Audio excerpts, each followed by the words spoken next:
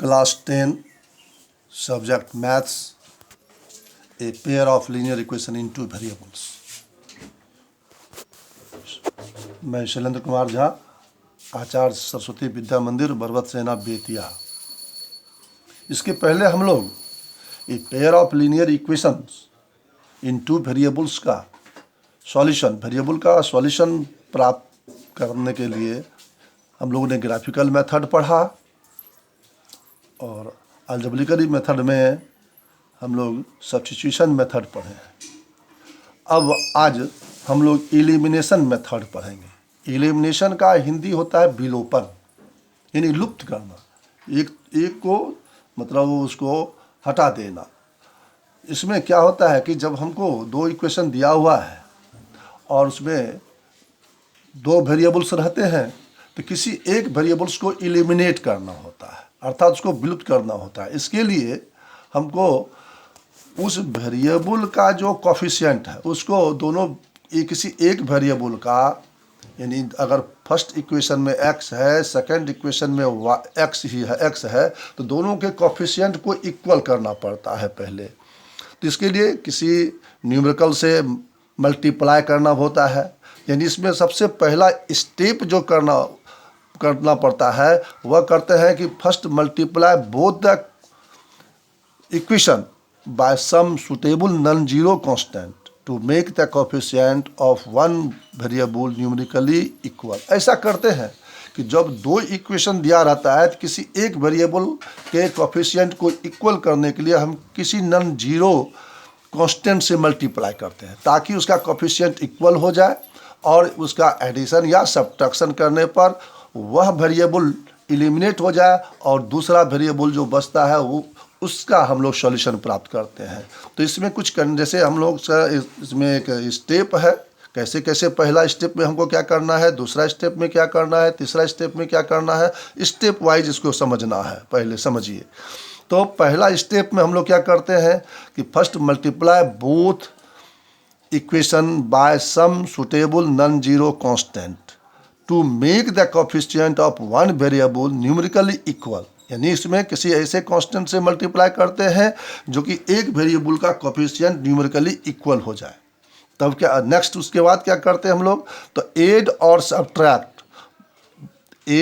Subtract both the equation so that one of the variable is eliminated and only one variable is left।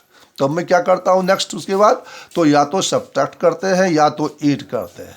तो जिस variable का coefficient numerically equal है तो उसमें या तो अगर माइनस है तो हम लोग उसको प्लस करेंगे, या प्लस है तो हम लोग उसको, अगर प्लस है तो हम सब्ट्रैक्ट करेंगे। ऐसा देखते हैं। तो इसमें क्या करते हैं, सब्ट्रैक्ट करने पर एक वेरिएबल हमारा एलिमिनेट हो जाता है, दूसरा वेरिएबल हमको बच जाता है।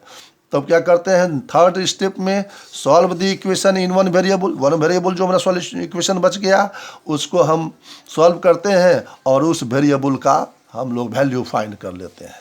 अब वह जो वैल्यू फाइंड हुआ अब उसको सब्स्टिट्यूट करते हैं किसमें, जो हमारे पास दो इक्वेशन है किसी एक में, टू इक्वेशंस में किसी एक में substitute the value of the variable in any of the given equation to get the value of the other variable, यानी किसी एक इक्वेशन में उस वेरिएबल का वैल्यू रख देते हैं और रखने के बाद दूसरा न्यूमेरिकल वैल्यू दूसरे वेरिएबल का प्राप्त हो जाता है। इस प्रकार उसका सॉल्यूशन प्राप्त हम लोग करते हैं।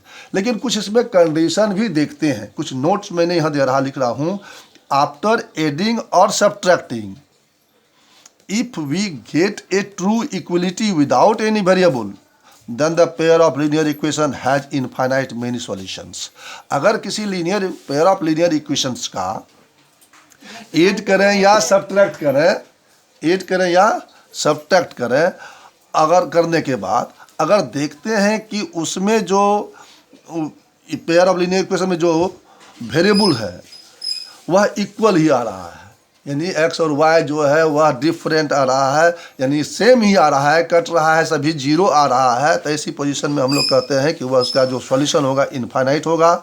दूसरा कंडीशन है आफ्टर एडिंग और subtracting if we get a false equality without any variable, कोई वेरिएबल नहीं हो और कोई कांस्टेंट हमको मिल रहा है, तो यह फॉल्स इक्वलिटी कहलाता है। और ऐसे कंडीशन में ये जो pair of linear equation has no common solution, इसमें कोई सॉल्यूशन नहीं होगा। अर्थात हम लोग ऐसा करते हैं कि जब हम लोग बनाने लगते हैं, सॉल्यूशन निकालने लगते हैं, केवल यूनिक सॉल्यूशन जिसका प्राप्त हो, जिस पेयर ऑफ लीनियर इक्वेशन का यूनिक सॉल्यूशन प्राप्त हो उसी का हम लोग सॉल्यूशन फाइंड करेंगे, और जिसका इनफाइनाइट मेनी सॉल्यूशन हो या नो सॉल्यूशन हो उसको हम लोग सॉल्व भी नहीं करते हैं। तो फॉर एग्जाम्पल, एक एग्जाम्पल मैं दे रहा हूँ। Suppose 3x + 4y = 10 and 2x - 2y = 2। यहाँ देखिए a1/a2 not equal to b1/b2, so it is a unique solution. तो इसका सॉल्यूशन हमको होगा, तो हम पहला शब्द मैंने कहा कि पहले कोफिशिएंट को इक्वल करते हैं। तो ये 3x और ये 2x, तो क्या करते हैं कि 3x में 2 से मल्टीप्लाई और 2x ये जो है इसमें 3 से मल्टीप्लाई करेंगे तो यह भी 6x हो जाएगा, तो दोनों का कोफिशिएंट इक्वल हो जाएगा। तो लिखते हैं multiplying equation 1, multiply equation 1/2 and equation 2/3 and subtract 6x 2 से मल्टीपल किए, 6x + 8y = 20। इसमें 3 से किया तो 3 × 2 = 6, 6x - 6y = 6। अब यहाँ p प्लस था और यहाँ भी प्लस है, मैंने सब्ट्रैक्ट किया था, तो ये माइनस प्लस, ये प्लस तो माइनस, तो this will be cancel, eliminate. तो बचेगा क्या, 8y + 6y 14y और 20 - 6 14, देन y = 1। अब ये वन वेरिएबल का वैल्यू फाइंड हो गया। अब इसको किसी भी इक्वेशन में ये 1 और 2 किसी वन में डालेंगे, किसी में एक में डाल सकते हैं। तो मान लो पुट y = 1 इन इक्वेशन 1, तो 3x + 4 × 1, y का वैल्यू 1 = 10, 3x + 4 = 10, 3x = 6 और x = 2, तो यह 2 एंड x = 2 और y = 1 इसका सॉल्यूशन y, और ये इसका आंसर हो गया। उसी प्रकार मैं एग्जाम्पल और दे रहा हूँ, देखिए 2x + 3y = 8 और 4x + 6y = 7। अब यहाँ देखिए, यहाँ भी किसी एक को कैंसिल करना है तो हम यहाँ पर x को ही कैंसिल कर रहे हैं। तो यहाँ 2 से मल्टीप्लाई कर दिए इसमें केवल, क्या कि यहाँ 4 है तो इसको 2 से मल्टीप्लाई करेंगे तो 4 हो जाएगा। तो multiply equation 1/2 and subtract 4x 2 से मल्टी 4x + 6y = 16 और ये 4x + 6y = 7, प्लस है तो minus minus minus, this will be cancel. तो 6 और ये भी कैंसिल, केवल आया 9, नो वेरिएबल लेफ्ट, कोई वेरिएबल नहीं है और आया 9। तो which is the false statement, statement क्या है ये, false. The pair of equation has no solution, therefore the pair of equation has no solution. मैंने इससे पहले कहा था कि अगर फॉल्स स्टेटमेंट आता है, फॉल्स आ रहा है तो उसका कोई सॉल्यूशन नहीं होगा। इस तरह से मैं एग्जांपल दिखाया। और उसी तरह अगर तीनों का, अगर a1/a2 = b1/b2 = c1/c2 आ जाए तो ऐसे कंडीशन में हम लोग सॉल्यूशन निकालने की कोई आवश्यकता नहीं होती है। मुझसे चूँकि मेनी सॉल्यूशन होगा, x का और y का वैल्यू डिफरेंट होगा।